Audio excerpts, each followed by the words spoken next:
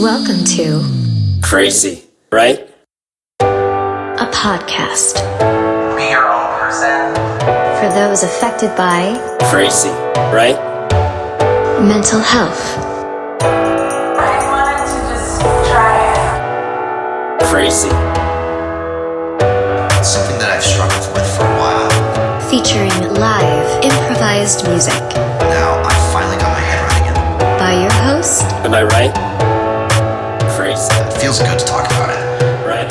Crazy, right? Dave Asher.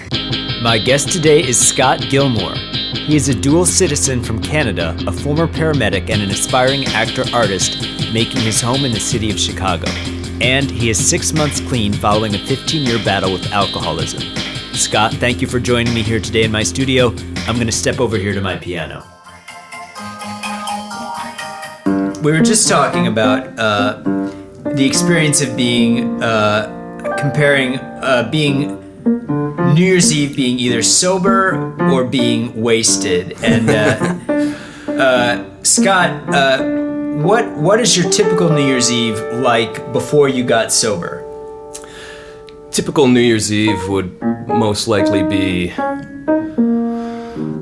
talking to friends, asking people what they were going to do and the planning, and I just would remember it was so stressful. Just for some reason figuring out where you wanted to go and expensive, what clothes you're going to wear, who's going to be there. And where is this? What town? What state? So recently this would be in the city of Chicago, going downtown. When I grew up in Canada, New Year's would usually be at a house party or someone's house. And could you recall a specific one? Maybe one of the ones... Can you recall maybe one of the ones where you would look back on it and you would say that was a particular low point? In retrospect, maybe at the time it felt like there was a rush of excitement. But is there anyone that you can look back at and relate to me a story of your experience at that time, the rush of that, and maybe in retrospect, what you really feel about that now? So a few Christmases ago, I got in trouble, and it was a very kind of sad time in my life, and I didn't really know how to react. My friend had a wedding. I just graduated from paramedic school, and I felt that I had accomplished quite a bit, and I got in trouble with the law right around Christmas. And so I really felt that there was nothing for me to celebrate because I had messed up my life. And, looking back on that, it was an experience where I should have learned from it. However, I did not. So I had to go through a little bit more pain to come out from that. Usually around the holidays, though, something strange happens to me. And this was the first holiday in a while that I could remember that I was actually happy this year, 2019 to 2020. And you mentioned that you're a musician. Do you sing at all, Scott? I sing a lot in the shower.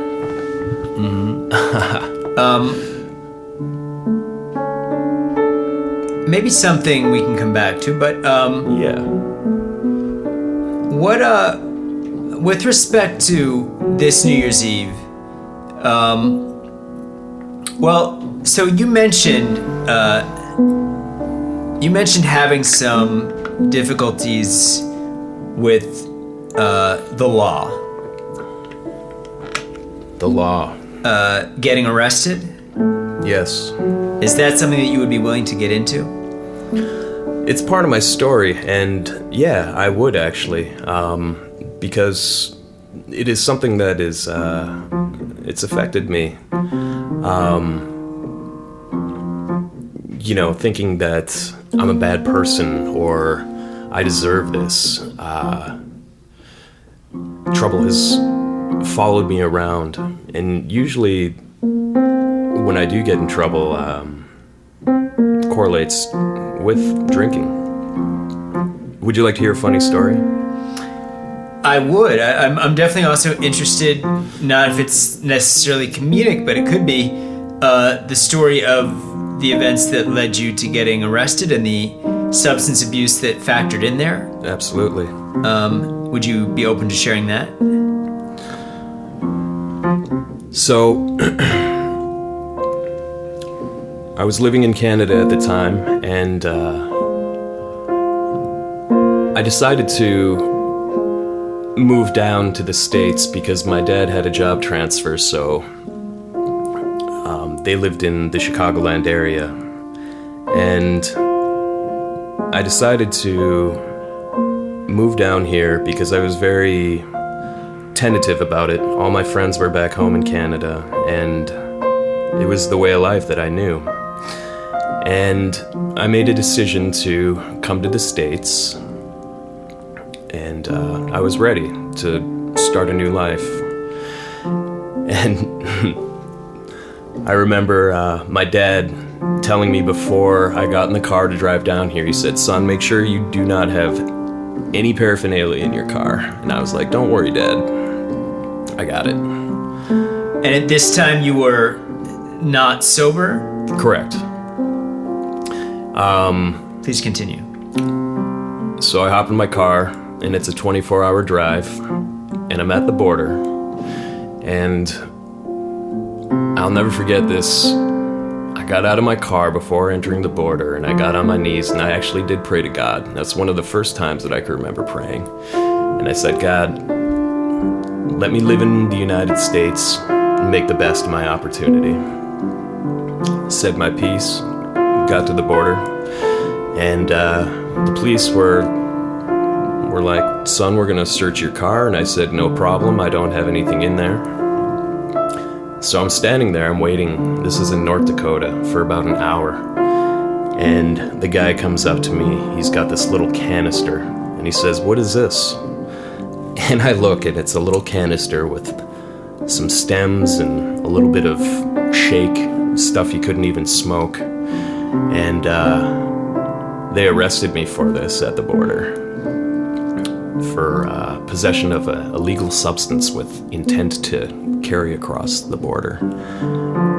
And I couldn't believe it, because I was supposed to be on my way to my parents' house in Chicago, and then I ended up spending 4 days in Bow Bells, North Dakota, population 50. With me it was 51, and the phone call to my dad was very embarrassing. His heart was broken, and it was just another story to tell, I guess, on my path to sobriety. And that was 3 years ago? How long ago was that? That was 2004, I do Long believe. time. Yeah, it was a while ago. So you grew up in Canada. Correct. You came to the States in 2004 for you moved to America in 2004, and that was originally to Chicago, or that was to Detroit? To Chicago, the suburbs, Aurora. And what was your what were you doing for work at that time? So when I first moved here, I got a job at a restaurant called the Mongolian Barbecue, and I was a chef. And I would cook food in front of people, and with chopsticks, and I would be able to do tricks, fling eggs, make jokes, entertain people. It was an awesome job, and that's kind of what got my foot into the door, meeting friends and experiencing a new life down here. And one of the things that we would do after work all the time was we would go out to the bar down the street. So drinking was a definite impact in my life at that time because it was a way for me to socialize, to meet people. And so that was the first job that I had. And then... And you mentioned that was an outlet for meeting people, socializing, and using alcohol. Correct. What would that look like? What would a typical... Is this going out on the weekend? Is this after work? This would be after work, and I worked full time, so normally at night, and after our shift, everybody would go out and, you know, they would give us beer after work for the shift, and then we would go to the local tavern afterwards and spend our paycheck pretty much, all the tip money that we would make when we would go out. And what sort of, at what point, was there a point, Scott, when you felt like you had a thought, it was a thought of, oh, I'm drinking heavy, I'm a heavy drinker, I'm drinking too much, I want to cut back? Or for these first few years in Chicago, starting in 2004, it was a good time and there was not much doubt in your mind that you were doing anything dangerous? Not a doubt in my mind that I was doing anything dangerous. I was having a good time. I hadn't suffered any major consequences. And the drinking really didn't affect my work, my attitude at that time. You know, I was just really enjoying myself and this new habitat that I was in. Were you dating at the time? No, I wasn't. You know, but Were you partying, however? I was partying, however. What, at the time, so how old were you then in around those years, 2004 and onward? Probably around the age of 23, 24. And at what point, was there a point when you had a moment, not that you were necessarily ready to take steps to get sober or clean, but were there steps along the way where you had a sense like your behavior was starting to indicate that you had a problem with alcohol? So after the restaurant, I decided to go to school, and I entered a paramedic program, and it was a very intense year-long program. I was working at the hospital at that time as well, in the emergency department, and I remember feeling extremely anxious. There was fear of failure, there was fear of success. You know, if I didn't graduate from this, what were my coworkers going to think of me? And I really struggled with that, and I was having issues sleeping at the time, and I would use alcohol to help cope with these feelings of anxiety. I was taking Adderall as well during this, which, I'll be honest, it really helped me study quite a bit. At that time, though, I did notice that my drinking had picked up, for sure. And you mentioned that you had in Canada already been a weed smoker, correct? Yeah. And had you done anything harder than weed? Not in Canada. But when you started using the Adderall to study and things to help, alcohol to help you sleep, was there a point when you started using harder drugs? Not during that time, no. So take me through the rest of that story. You're studying to become a paramedic. You're using and medicating to get through those times. Were you ultimately successful in becoming a medic? I was. So I graduated, and after graduation, I remember that it was such a feeling of accomplishment that I had done something that I could actually be proud of for one of the first times in my life, and I celebrated, and I took it to an extreme. And it was, my ultimate goal was to get onto a fire department, and that never happened. When you say celebrating and taking it to an extreme, would you just unpack for me what that looks like? When I party too much, I lived in Amsterdam for a number of years, and pushing it too far looked like going out dancing on ecstasy. Most recently, before I got sober, a night for me would be getting off of work, playing a show, and then stopping off at one bar to close it down at 2 a.m., and then driving under the influence to a second bar that was a 4 a.m. bar, and kind of losing control. Right. When you completed and passed the test and were celebrating, and celebrated a little too hard, what does that look like? The night I graduated from paramedic school, I ended up in handcuffs that night. I got into a little scuffle outside of an establishment and was thrown to the ground with 2 police officers on my back, and they had a taser at me. And they said, "Hey, if you keep moving like this, we're gonna light you up." And that was right around Christmas time again, and yeah, it was a blackout for sure. I really liked whiskey, and I just really had no filter, you know. Once I start, it's game over. I can't stop. Do you recall the first time you got drunk? I can.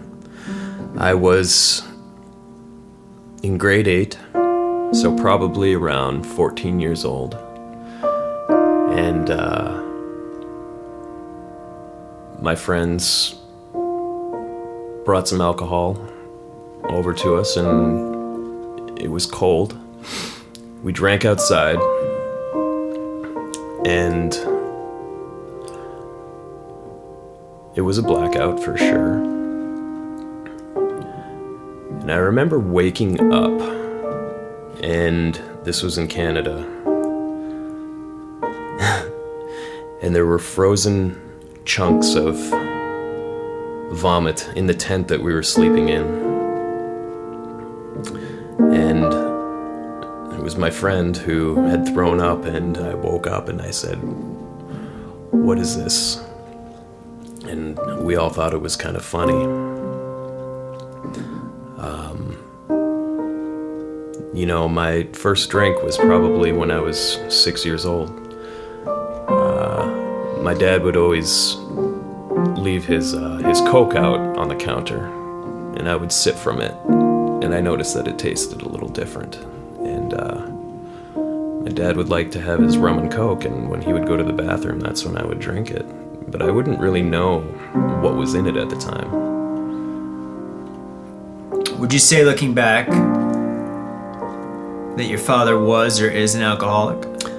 My father was, still is. However, he is in the program, and he has 16 years of sobriety. Great. So traditionally, the holidays has been a difficult time for you. It's been a rough time, I would say.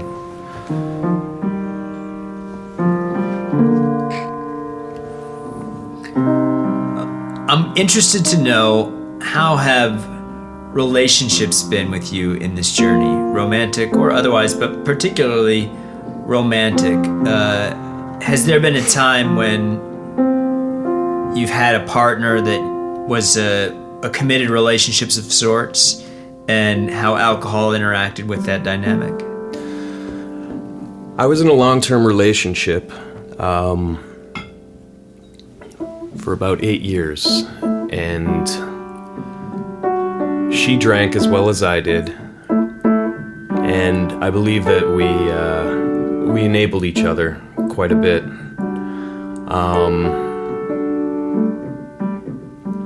She was in school, and I was in school as well, and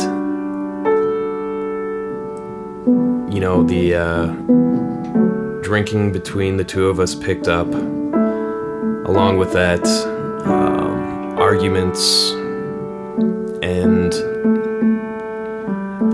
we just drifted apart. Did the arguing ever relate to the drinking? Yeah, it did.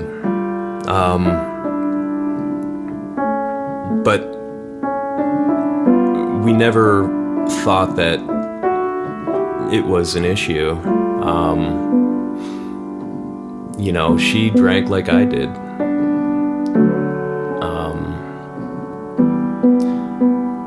It was,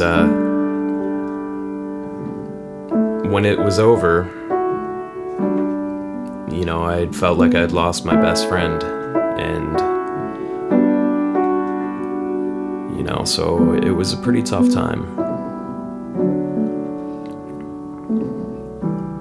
And that lasted for 8 years. What year approximately did that end? Oh, I would have to say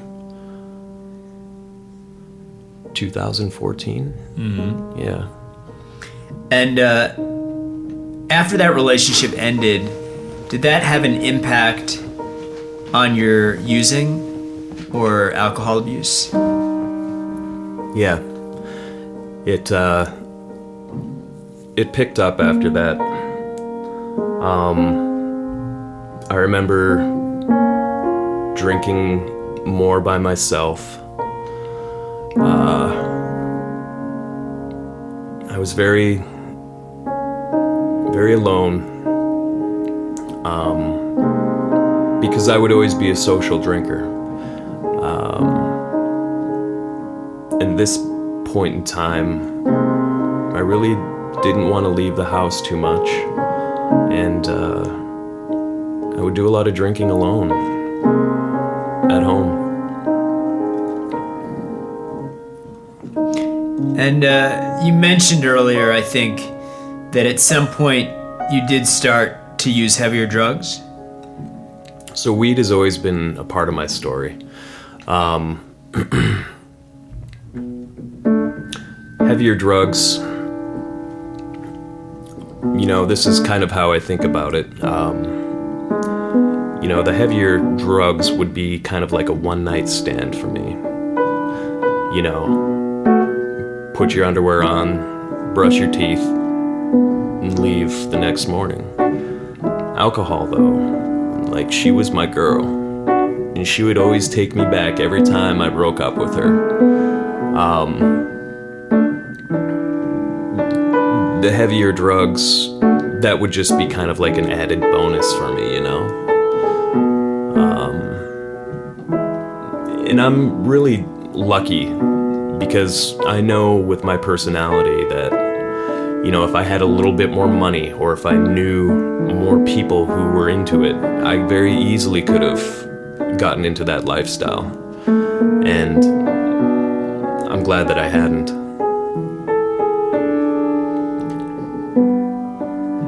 Do you have a low point? Did you have a point where you... have you had multiple attempts to go clean? I have. Would you take me a little bit on that path? Maybe beginning with the first, if there was a first moment of clarity that led you to an initial attempt to get sober, and how that played out. So, I received my first DUI in, I would like to say 2014. And again, it was right around Christmas time. And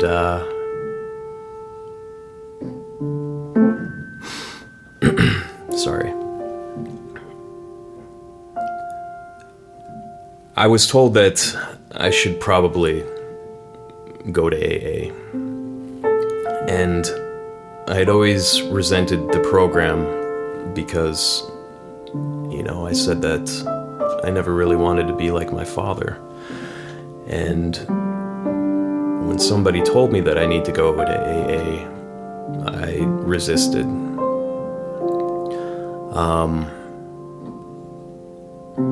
I was invited on a snowboard trip with some doctors that I used to work with at the hospital. And we went to Park City, Utah. And I remember being on the plane, and I wanted to make sure that I was not drinking because I didn't want to embarrass myself in front of my peers. But I had this very uneasy feeling. We arrived at Utah, and I don't know if you've ever experienced or had a panic attack before, but I almost felt like I was having one. You know, snowboard trip, physicians, people who had a lot more money than me. I was nervous. And we got to the condo, and I remember them just bringing in boxes of alcohol, wine, vodka, beer. And I thought to myself, I just said, how am I going to survive this trip, you know, without these guys having any thought that I was an alcoholic? So I really said to myself, I need to just kind of tone it down a little bit. And we went out to eat at a nice restaurant. And then we went to a bar afterwards, and I remember purchasing everybody a round of drinks, and that's the last thing I remember. And I woke up, I was in the back of an ambulance. And they said that I had a seizure in front of everybody. Now that could have been from withdrawal, that could have been who knows, but after that, the jig was up.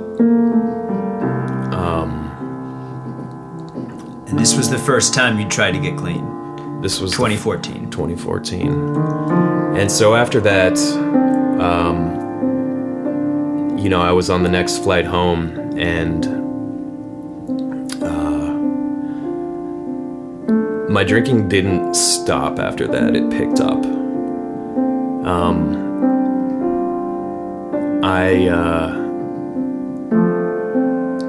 I was just in such a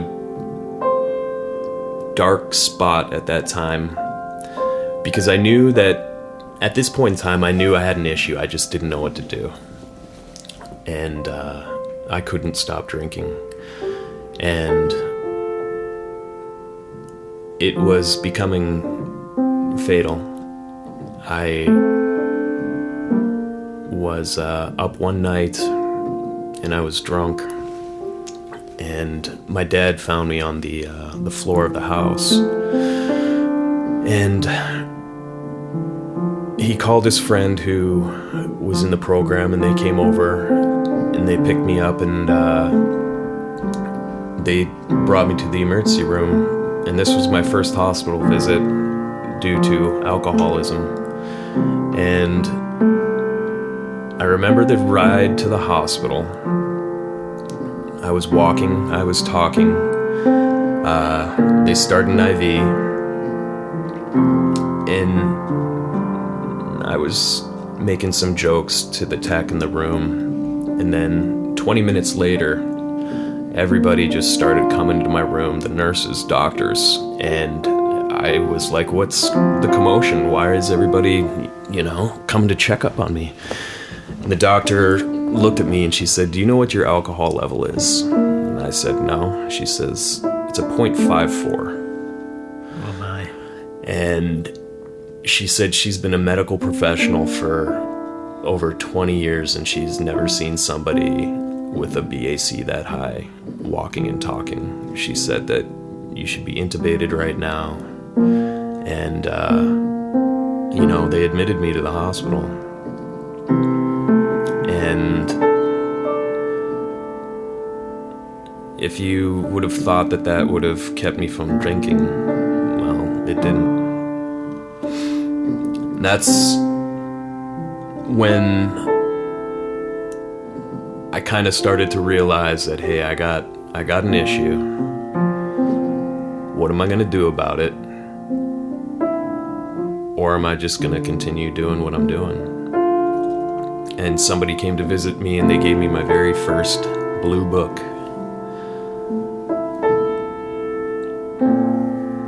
I spent 6 days recuperating from that. And were you reading the big book at that time? I was. I read the doctor's opinion, and it made a lot of sense to me. But even during this time, I was not ready to quit drinking. Would you say, if you could reflect back on that,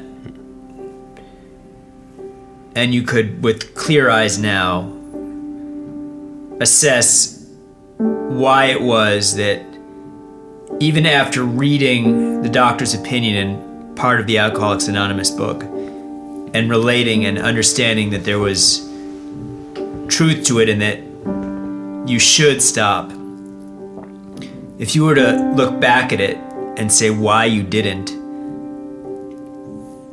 what might your assessment of that be? Is it that the disease is that powerful? Is it that you hadn't hit the rockiest of bottoms? Is it that in looking back, there was something psychological that was yet unresolved for you to figure out that you had to take that step?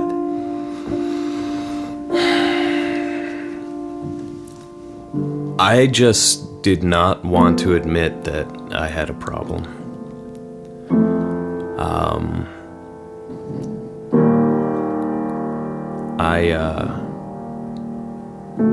I didn't take the disease seriously.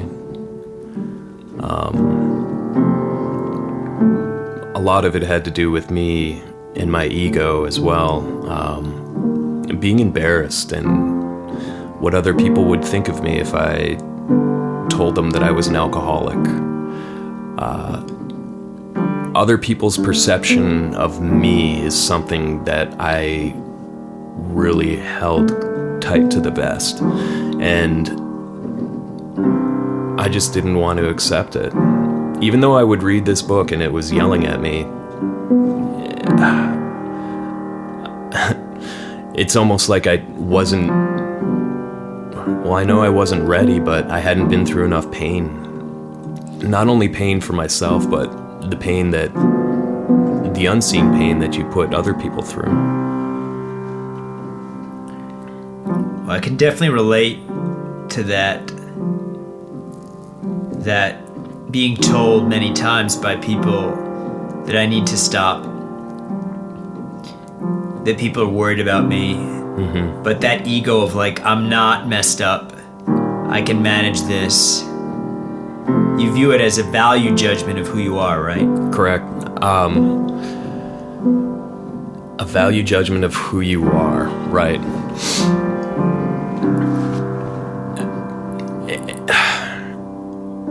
But a part of you, too, doesn't want to let this disease define you. Even though maybe accepting it is a definition of who you are, but realizing that it's okay to have this, looking at it as being a detriment instead of being something positive. And that's kind of where I believe this psychic change occurs. It's okay to be who you are. And it really just takes time too.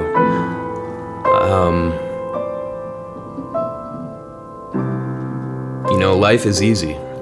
We just do a really good job of making it hard for ourselves. So the second chance, take me on that path. So, I entered my first, what would you call it? I guess, treatment facility. What year is this? This would be 2015. And,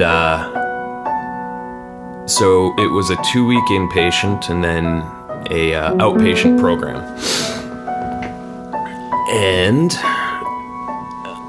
I started to meet people who were like me. And I was introduced to meetings, and this was a whole new kind of life for me, okay, that I didn't really understand. Treatment programs, AA, counselors, study sessions, meditation, all kinds of different things. And I remember thinking like, oh God, does it really come down to this? Is this where my life is going? And so, yeah, I accepted it.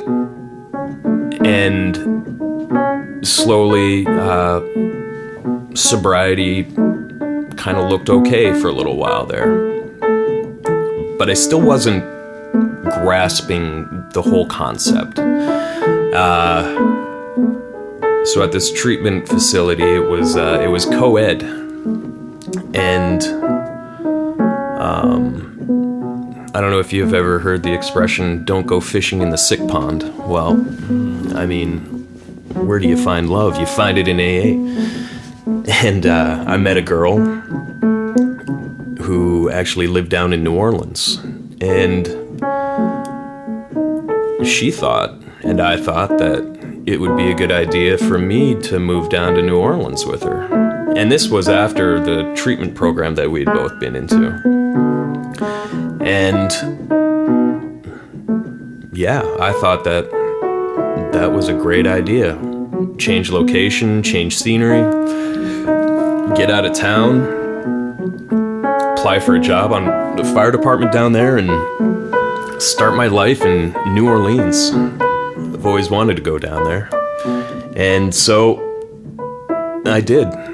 And I didn't tell anybody. I told my dad the day before I left, I said, I need a ride to the airport. He said, where are you going? I said, I'm going down to New Orleans. And he said, do you think that's a good idea? And I said, absolutely. He's like, well, is your friend going to stay sober? And I said, yes. He said, are you going to stay sober? And I said, yes. And I made it to Midway Airport. And I ordered my first beer. So me going down to New Orleans was not a good idea. Especially if you're trying to get sober for the first time. So you're newly sober, 2015, after an inpatient, serious rehab, going through the big book, doing the meetings, communicating with other people with similar backgrounds in terms of addiction and problems, and sharing their stories, experience, strength, and hope. Identifying with those people, and then taking that risky behavior of fishing in the sick pond, and almost immediately relapsing when faced with that adversity of travel and a new relationship. I can relate to all of that. What's the next stop here? You're down. You've traveled. You're living with this lady now, and you're both off the wagon. Yes. And I lasted about a month down there before, excuse me, she decided that she didn't want me to live with her anymore. So I booked the next flight and came back to Chicago. And And last time you had the relationship ended, it did not have a positive influence on your drinking, of course. Was this similar that time? It was. And again, because I didn't have any structure in the program, people to turn to, thinking that I was different in some way, I went back to my best friend, and that was liquor. And so that is approximately 2016? 2015. Right. And take me on the journey from there until the next attempt to get clean. So the last 5 years have been,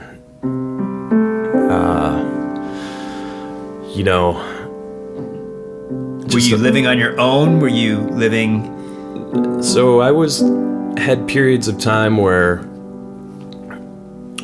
mostly I was at my parents' house. I went to another treatment facility,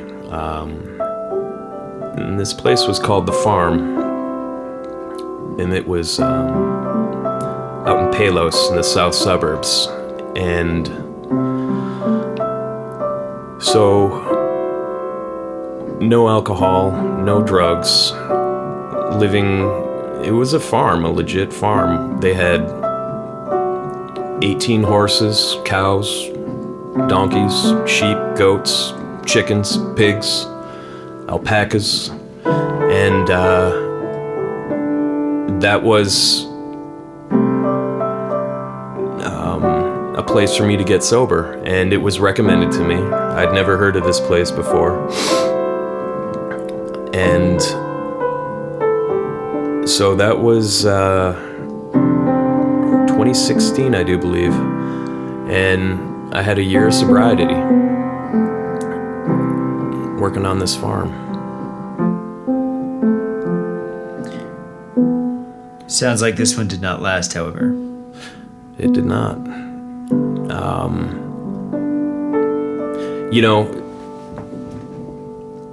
Living in that environment and being sober, I still had this little voice in the back of my head, and it just was gnawing at me, and it just said, I'm not done yet. I mean, I still wanted to drink, but I knew that if I were to drink at that place, I would have gotten kicked out, so that held me back. And I stayed there for almost a year, sober.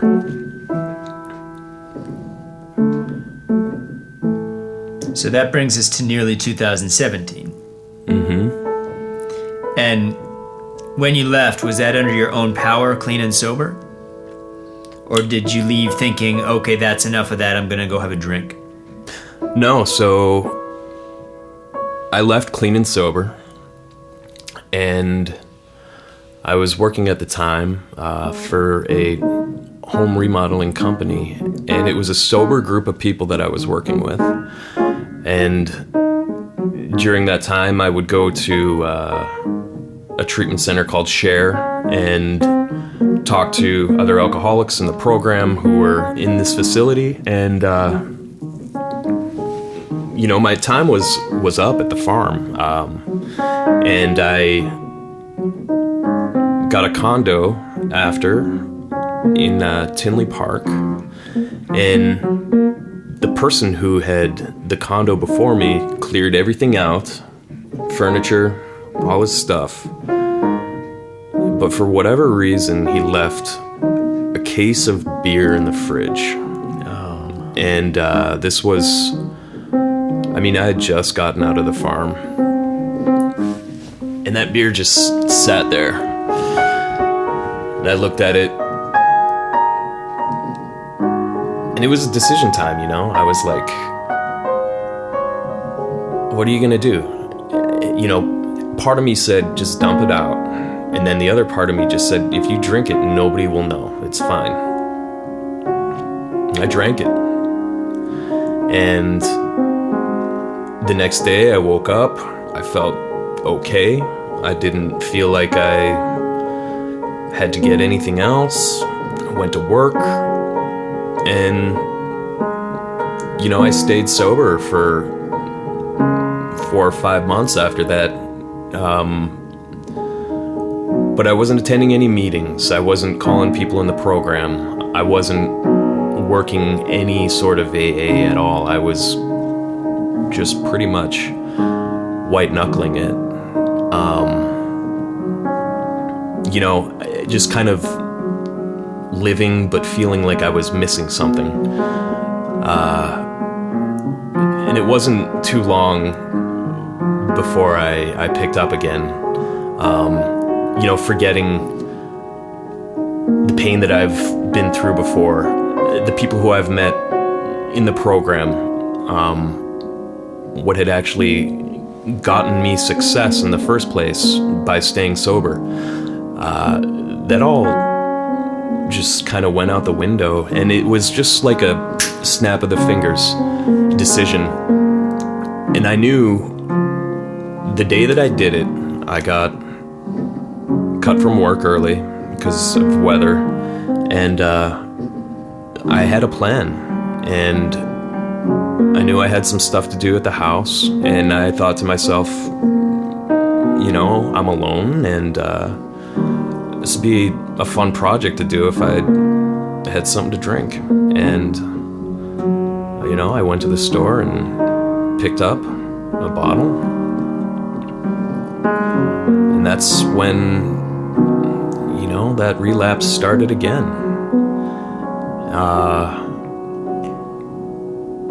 So it sounds to me like a sink or swim factor in maintaining recovery is maintaining your awareness that you need the support, you need the help, you need the self-acknowledgement that's step one notion. You're literally powerless over it, and that you need that support system and a consistent reminder to remain sober. Yeah.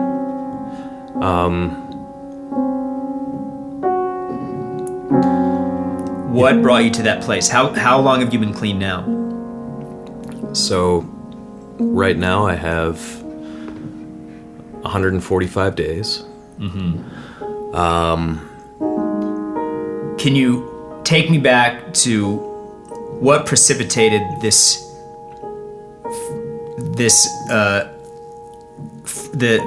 140 days ago? Where were you? What was going on?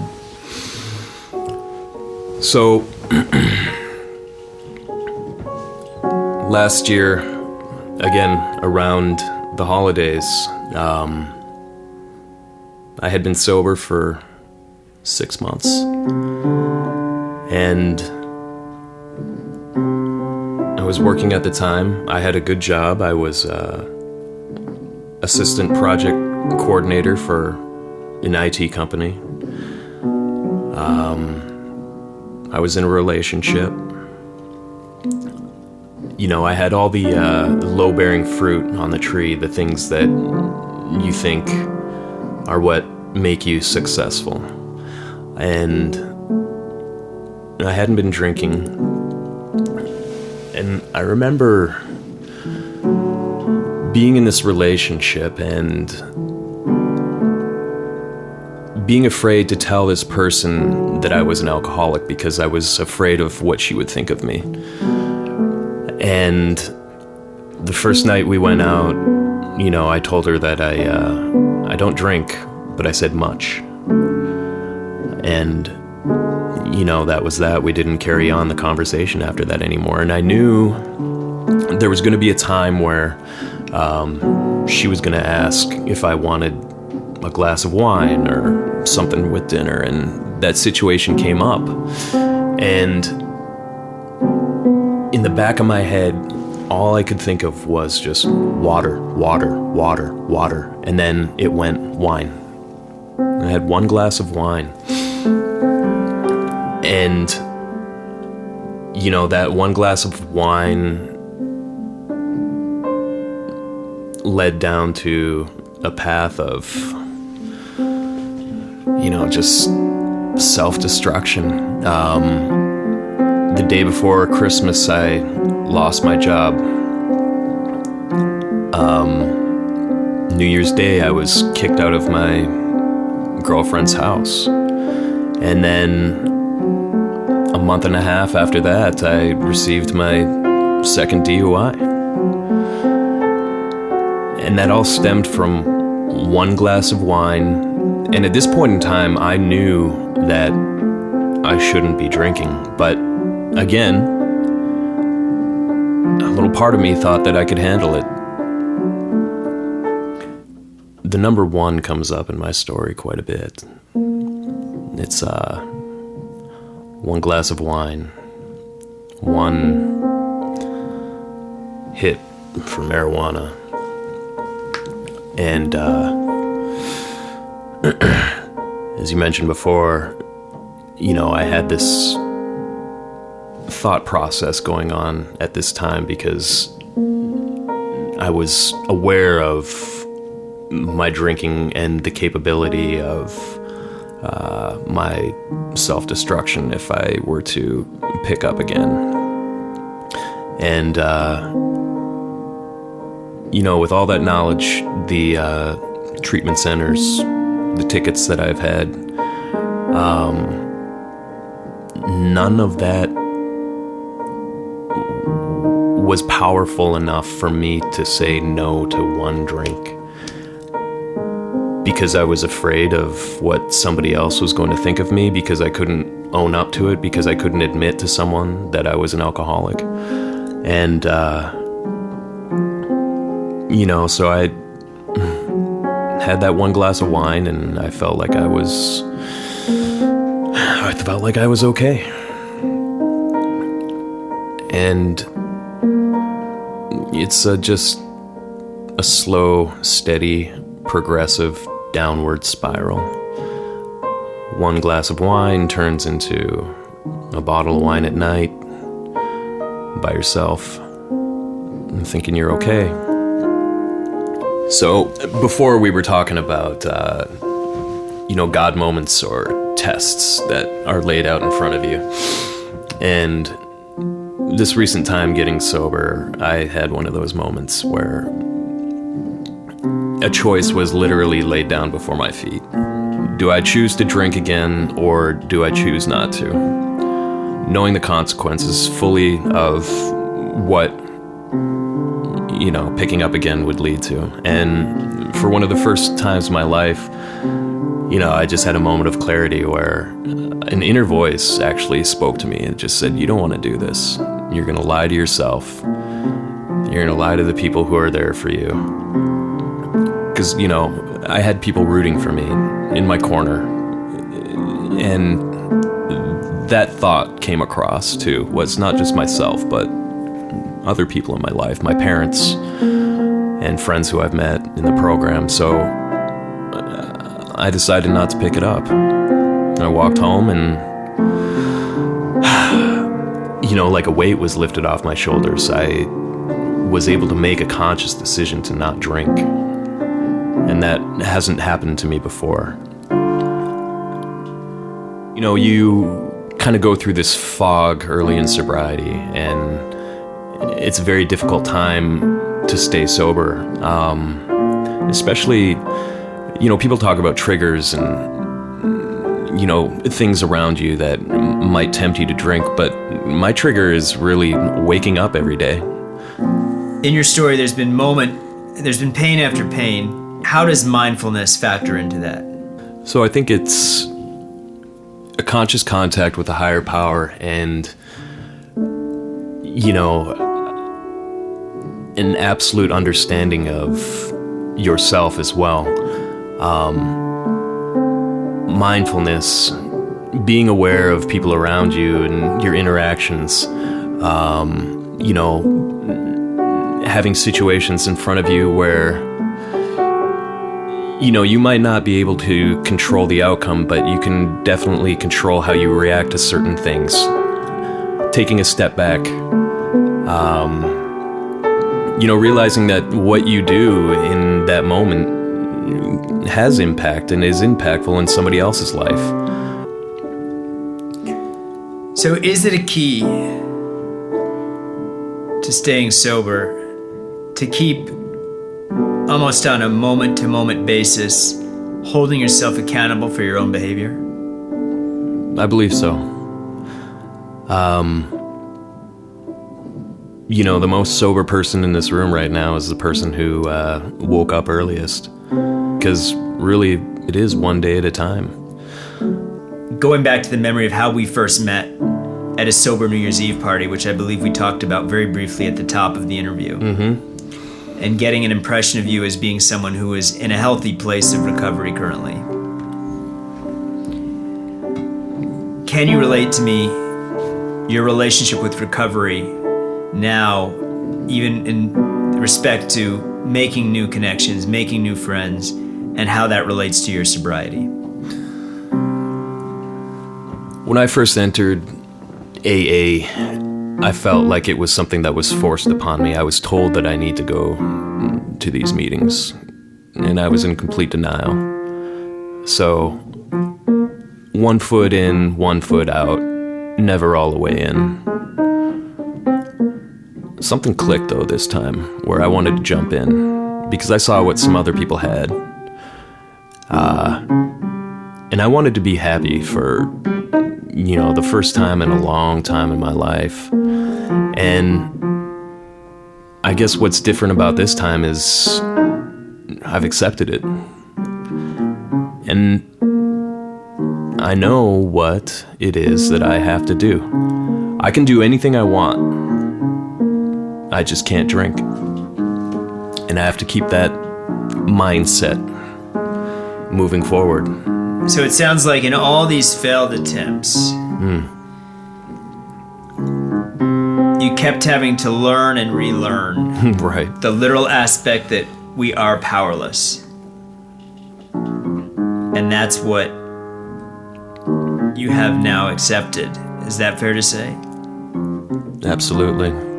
Is it fair to say that there can be a freedom, as you were saying, that you can do anything as long as you don't have a drink? I believe that to be true. I think that this could be alcoholic or non-alcoholic, but we are people with untapped potential. And for whatever reason, we use to kind of cap that because we don't think we're good enough or we don't deserve something. God doesn't make junk. I'm a firm believer in that. We have a purpose. I've heard some people say that they're grateful to be alcoholics because if they had not discovered their shortcomings, they might not have been able to fully breathe into their strengths. I remember the first time I heard somebody say that they were grateful to be an alcoholic. And I thought to myself, this person must just be out of their mind to think that. Not too long ago, I was screaming at myself, why am I an alcoholic? Why is this happening to me? Why, pity pot? And, I am kind of coming to an understanding of what that person meant. And it goes along to what you were saying too. If I wouldn't have gone through the things that I have, I wouldn't be able to experience the person that I'm becoming right now. That is a spiritual moment, in my opinion. It's almost like rebirth, and we get a second chance at life in sobriety. And maybe it takes some a little bit longer to realize that. But this is a second chance.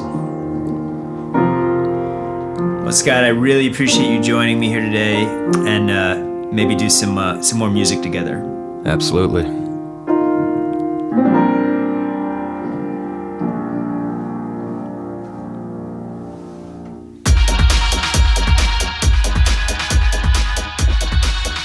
thank you again to Scott Gilmore. He is always looking for opportunities and new connections to add in with several projects that he is currently working on. For more on that, you can follow him on Instagram at Gilmore Scott. Thanks again, Scott. All the best. That wraps up this episode of Crazy Right with Dave Asher. Thank you so much for listening. If you enjoyed this episode, please consider writing a review or rating this podcast. And of course, we would love it if you subscribe.